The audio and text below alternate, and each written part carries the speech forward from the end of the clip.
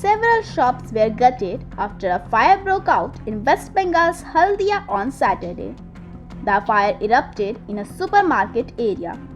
The cause of the blaze is yet to be ascertained. Firefighters reached the spot upon information and a dousing operation is underway.